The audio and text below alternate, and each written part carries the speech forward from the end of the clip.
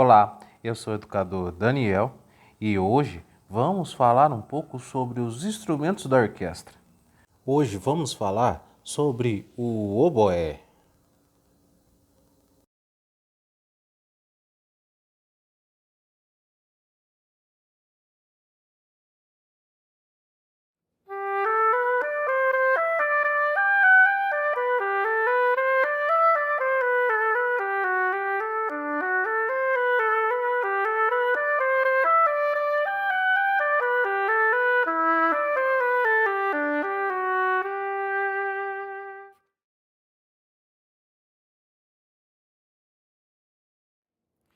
Bom, o oboé, ele é da família das madeiras. E ele é de madeira mesmo, ao contrário da flauta que pode ser de metal, mas o oboé é feito de uma madeira.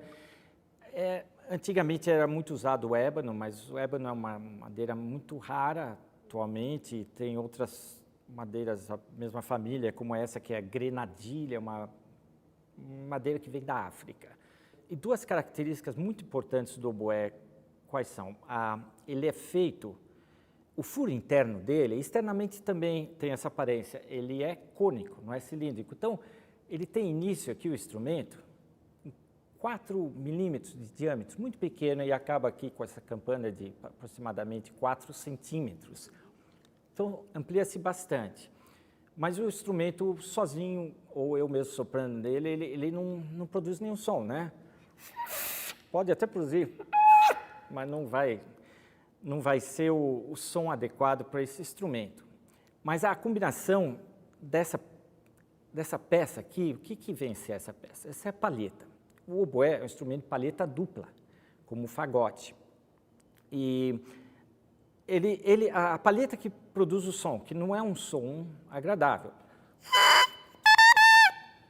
E o instrumento funciona como um amplificador desse som e como seletor também das alturas mais graves, mais agudos.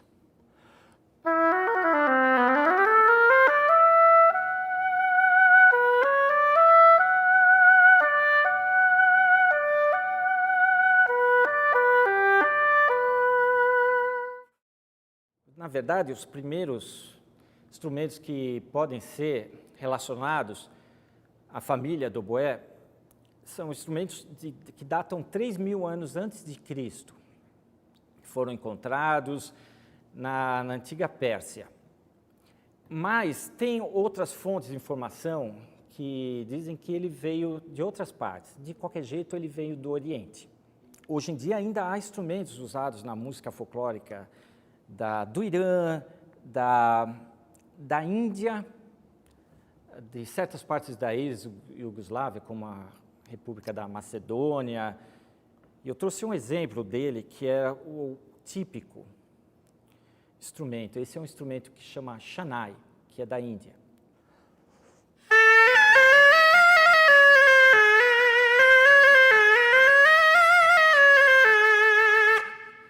A gente pode perceber que ele tem um volume muito alto, entende? E o oboé absorveu essa característica. Era um instrumento para tocar ao ar livre antigamente. Mas no período barroco, a partir do século XVII, começaram a se combinar, já surgiu o núcleo da orquestra nesse período, as cordas, tanto da família dos violinos, que a gente conhece, os vários tamanhos que a gente identifica hoje como violino, cello, viola e contrabaixo, e tem a família da gamba. E os instrumentos da família do oboé começaram a tocar com esses instrumentos. Mas não era possível tocar com um instrumento como esse que eu acabei de tocar, Shehnai. A charamela tinha um volume muito alto, porque antigamente, como esse aqui, a palheta ela ficava dentro de uma cápsula, ou mesmo esse instrumento, a palheta fica dentro da cavidade bucal, então a gente não controla com os lábios. Então, não controla o timbre, não controla muito a afinação e nem o volume. E um dos núcleos de pesquisa, de composição, de execução musical e de apoio às artes, nessa época era Versalhes, principalmente na época de Luís XIV. E tem duas famílias que trabalhavam para ele que cuidavam da parte de instrumentos de sopro. Então, eles tiveram que pegar a charamela e adaptar. Então, o que eles fizeram? Começaram a falar, bom, a palheta agora tem que ter um controle do oboísta. Então, teria que tiraram a cápsula, a palheta agora diretamente sob controle dos lábios do instrumentista. Então, eles desenvolveram esses dois construtores, que eram músicos, oboístas, flautistas, e tocavam vários instrumentos, multi-instrumentistas da família das madeiras, especialmente, Roteter e Philidor, principalmente Jean Roteter, ele desenvolveu o instrumento que ficou, depois de certo tempo, conhecido como, em francês, oboá, que quer dizer madeira alta, alta no sentido da afinação, que é aguda. E o oboé, vocês devem ter ouvido já, quando vocês chegam a algum concerto, você ouve, antes do início do concerto, o espalho, em geral, fica em pé, aí como vocês vão ouvir um som.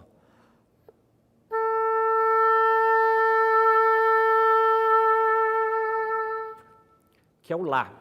E é o oboé que dá o lá. E por que o oboé que dá o lá? Há várias razões para isso. Uma delas, o oboé já estava na primeira formação da orquestra, no século XVII e tal, num período barroco. Bach escreveu muitas coisas para o oboé, o Vivaldi, entre outros compositores daquele período. Ele está geograficamente no centro da orquestra também.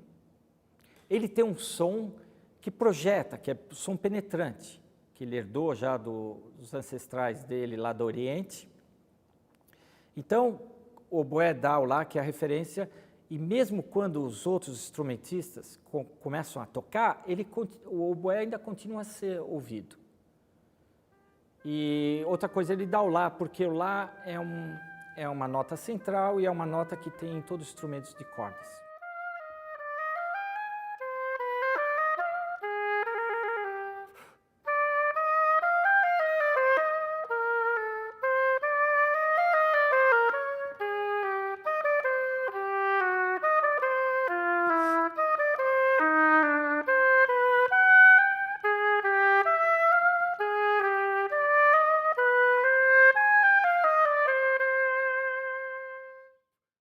Essa foi mais uma atividade de educação musical. Até a próxima!